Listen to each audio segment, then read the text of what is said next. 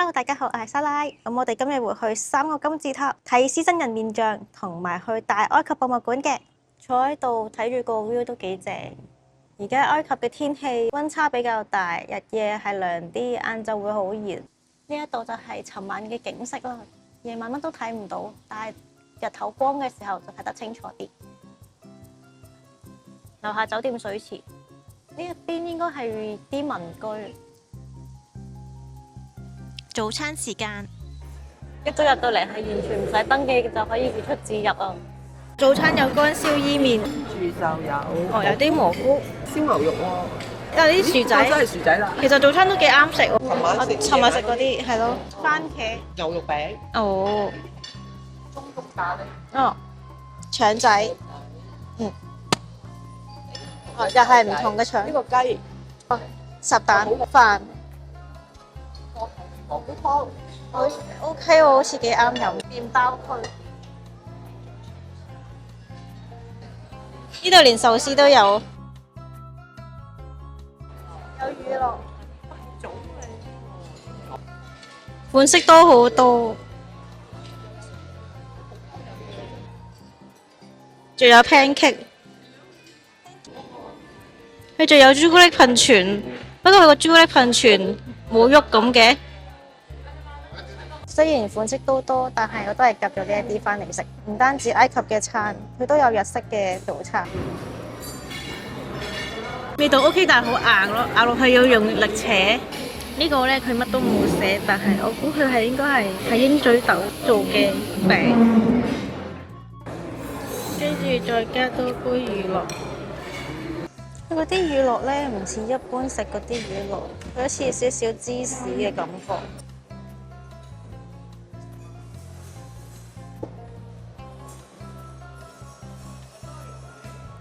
我覺得呢隻芝士可以 encore， 鹹鹹地幾好食，就咁食都 OK。另外，畢咗碗蘑菇湯，幾好飲喎。食飽飽就出發到去吉薩金字塔群。呢一度就係吉薩金字塔群嘅入口啦。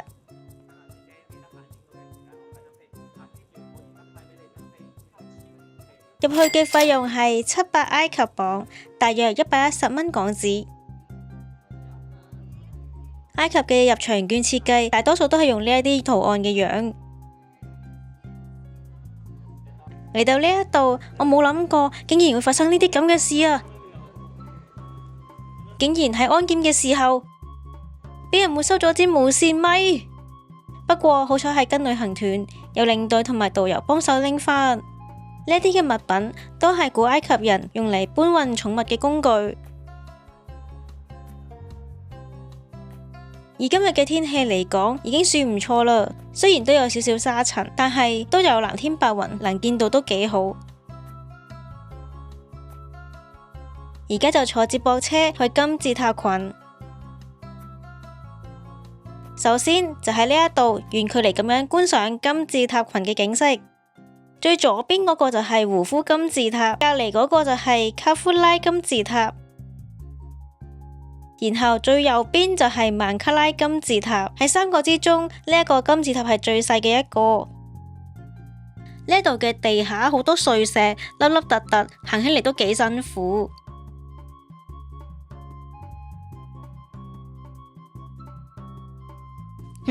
手找金字塔。睇影片靚啊，但係實際現場嘅風沙好大，啲沙入到眼，好唔舒服啊。但係景色係真係靚。而家再坐接駁車，再近一啲咁睇個金字塔。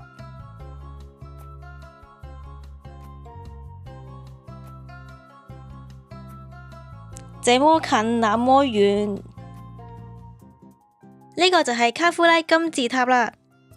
塔頂保留咗部分原始嘅石灰岩外殼，原本塔頂係金色㗎，但係經過歲月嘅風沙吹拂，令到塔頂都變成咗啡色咯。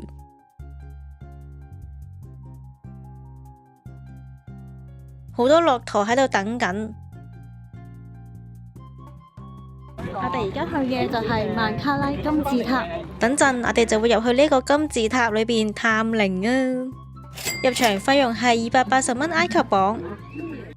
去啦，我哋入去啦，小心冚頭。哇！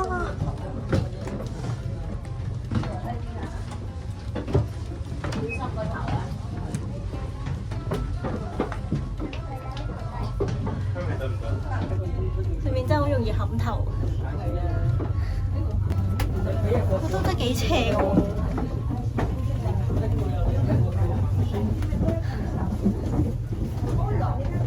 好彩生得矮，生得矮係一個好處。佢有啲高，有啲矮嘅。不過就算我生得矮，都會撞到少少。長個琴嗰個好多。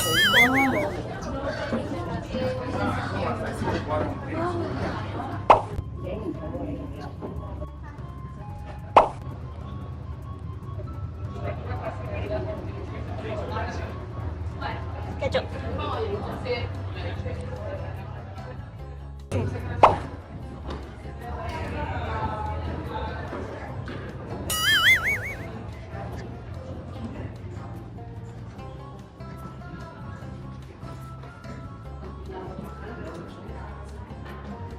咁樣都冇嘢睇。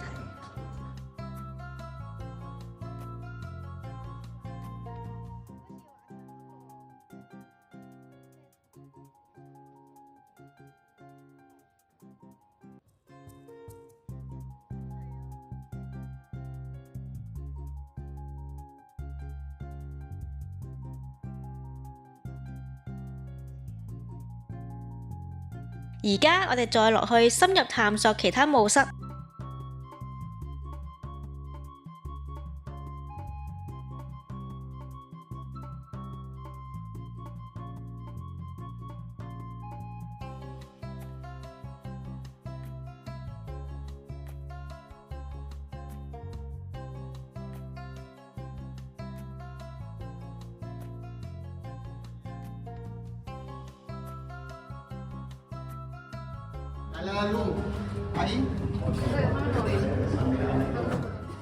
呢一邊嘅墓室冇開放，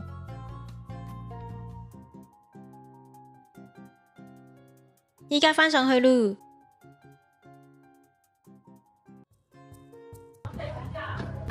左手邊有3部空氣淨化機。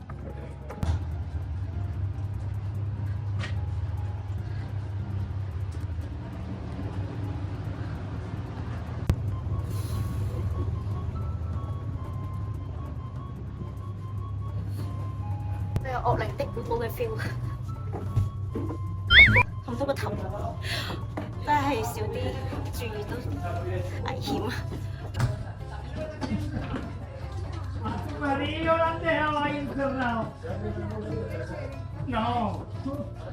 出嚟啦！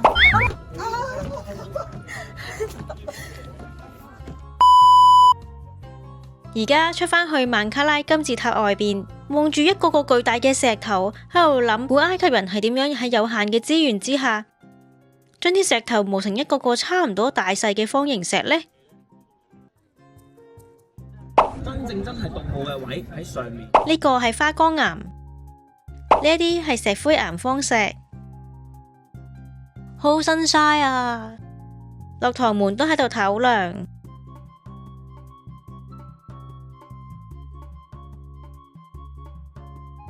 第一次咁近距離咁睇到，呢個都有啲市集。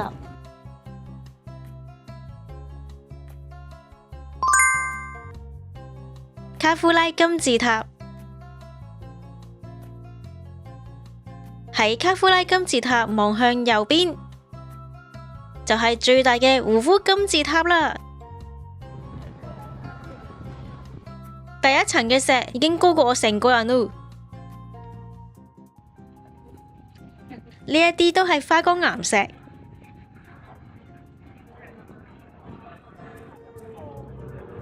超大風啊！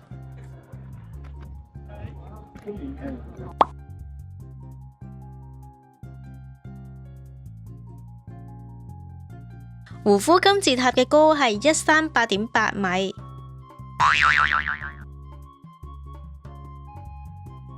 如果要入去探索，就真係要做好心理準備啦，要儲多啲力氣先可以入去行啦。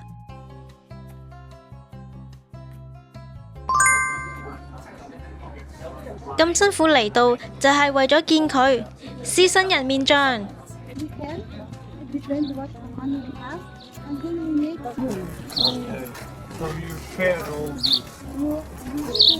喺呢度入去，都唔係呢頭。哇！今日人唔算太多。獅身人面像一定要同獅身人面像同框嘅。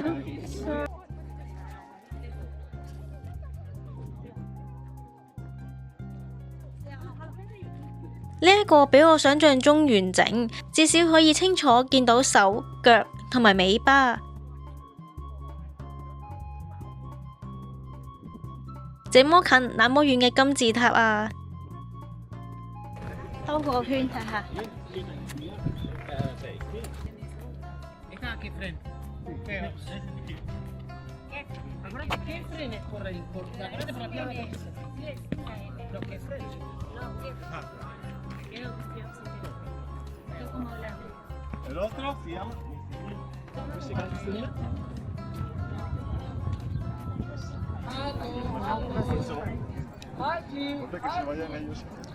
行去另一個位置就可以睇到成個景觀啦。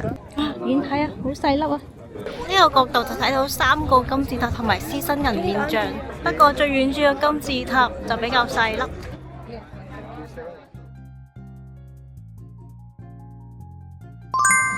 午餐時間，去咗吉薩金字塔群附近嘅餐廳食午餐，都有呢一個烤餅。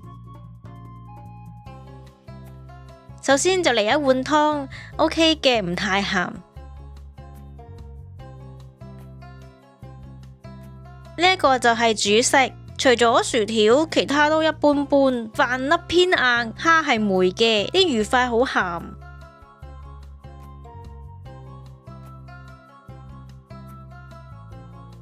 由煉奶製成嘅雪糕，非常之甜啊！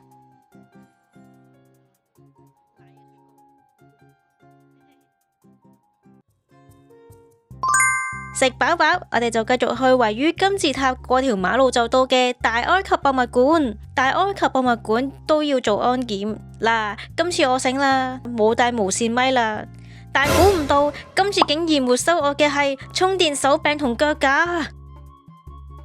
入場費用係1590蚊埃及鎊。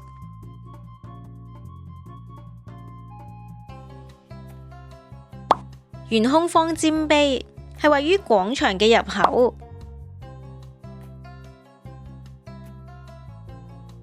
係全球首座懸空設計嘅方尖碑嚟㗎。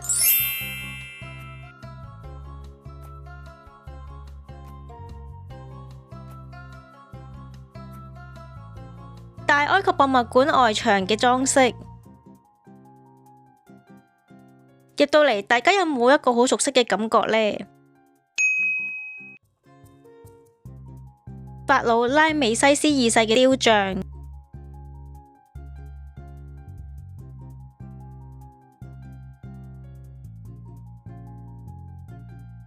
成個環境我覺得都幾有心思。上電梯嘅時候，隔籬有一啲雕像都可以觀賞。呢度有6層樓高，裏面都有各有展廳嘅空間。參觀嘅時候，我覺得可以從頂樓嘅圖坦卡門展廳一路參觀落嚟。如果要行晒成個博物館，我諗大概要4至5個鐘左右。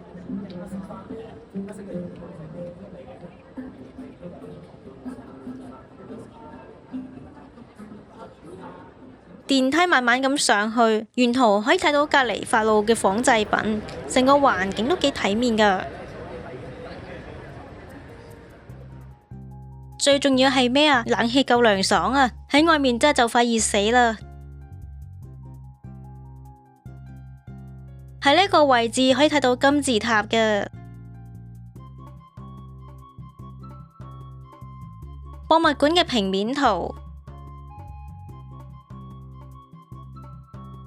大埃及博物館裏邊收藏超過10萬件古埃及嘅文物，包括圖坦卡門嘅完整陪葬品，同埋拉美西斯二世嘅巨像等等。呢一啲都係古埃及僕人嘅微縮模型，模擬咗當時平民日常生活嘅勞動場景啊！呢一個係展示金字塔建築演變嘅圖表。呢個雕像係古王國時期第4王朝嘅法老哈夫拉嘅座像。雪花石膏器皿係要嚟裝住珍貴嘅香膏嘅陪葬品。人民出去啊等等，佢哋就係用緊呢啲最古老嘅出去以前。呢啲係埃及第12王朝嘅生蠔殼護身符啊！但係佢哋都要因綠松石同埋青金石整成嘅頸鏈串珠飾品，一啲金屬鈪同埋黃金串珠。呢個係第18王朝一位著名嘅女法老。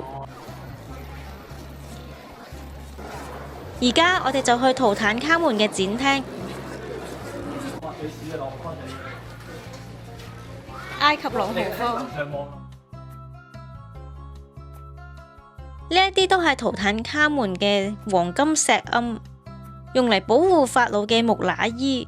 裏面嘅空間有一個單位大細。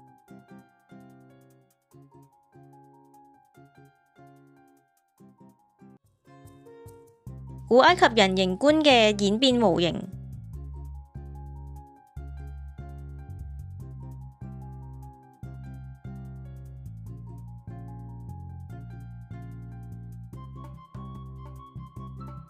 古埃及法老圖坦卡門嘅金色人形棺。呢啲雪花石膏係內臟罐同埋內臟靈柩。呢一啲都係圖坦卡門陵墓出土嘅黃金儀式床。博物館必睇嘅文物，圖坦卡門黃金面具。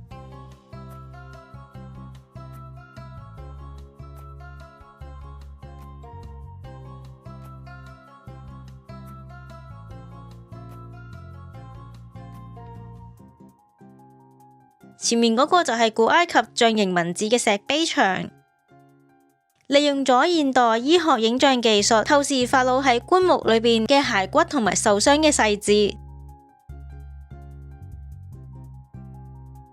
呢啲精美嘅文物係喺1922年圖坦卡門嘅陵墓 KV62裏邊發掘嘅。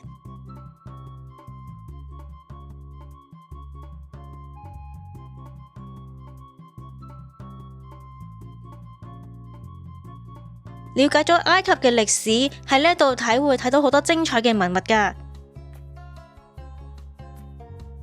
最後參觀埋胡夫太陽船。胡夫太陽船大約有4500年歷史，係世界上現存最古老同埋最完整嘅木造船嚟㗎。成隻船都未用過任何一粒金屬釘嚟整嘅喎。差唔多係時候要睇下紀念品店啦。啲精品嘅樣，我諗如果放喺屋企嘅話，好似有啲恐怖。如果佢做得 QQ 嘅版本，我相信會吸引好多。博物館裏邊都有一啲餐廳同埋 Starbucks。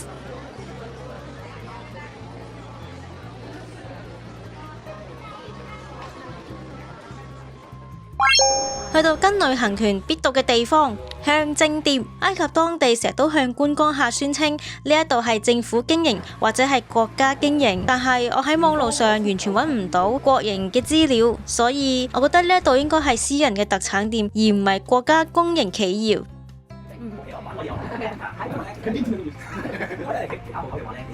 原材料，香槟这是你們的國家。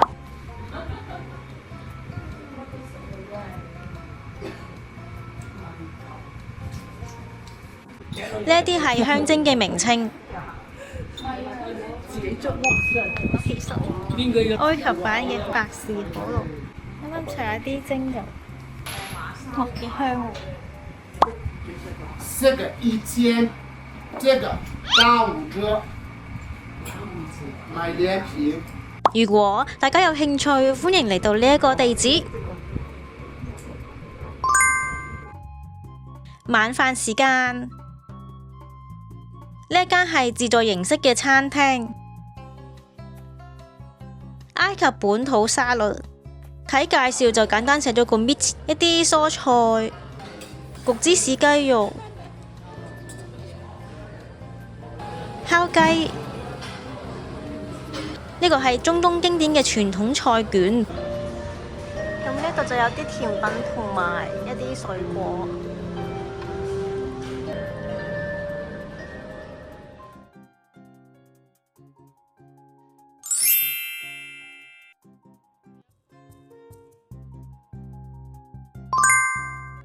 參觀咗成日，係時候要返酒店休息咯。美麗嘅日落，可以睇到舊開羅嘅貧窮，有好多天台都係有爛尾工程。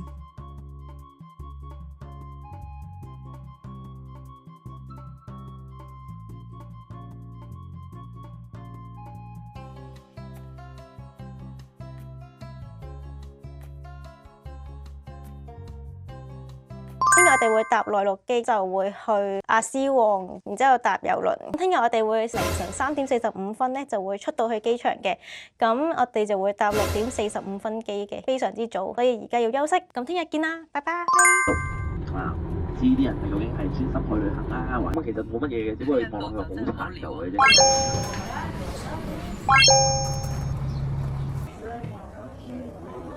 我嚟到啦！如果大家鍾意呢一條影片，記得俾 like、share 同 follow 我 YouTube channel 鼓勵下。我哋下條片再見。